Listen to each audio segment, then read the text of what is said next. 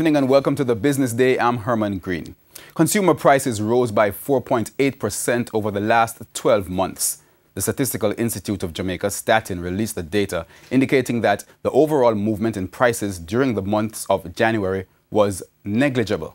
It said inflation in January was influenced by a dip in the cost of agricultural produce and a decline in the cost of air travel. However, those declines were tempered by an increase in the price of electricity and water. Radio Jamaica reports that its profit for the period October to December was $79 million. That was down 10% from a year ago. Radio Jamaica, which is the parent company of Television Jamaica, said softness in the advertising market across its broadcast and newspaper divisions contributed to the downturn in profits. Now, Sagicor Bank has released financials showing its profit in the October to December quarter fell when compared to the previous year. The company recorded profits of $734 million in the period compared to $788 million in the previous year. It said the lower profit was due to an increase in credit losses and the strengthening of the Jamaican dollar.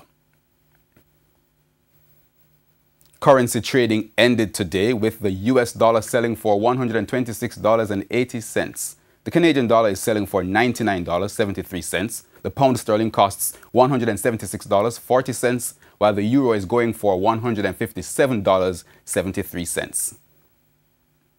Effective today, the Bank of Jamaica stopped issuing the 1, 10, and 25-cent coins. The coins were demonetized because of a decline in their usage and the cost to produce them, which has exceeded their face value. With the removal of the coins from circulation, retailers will now round up or down the price of products to the nearest dollar.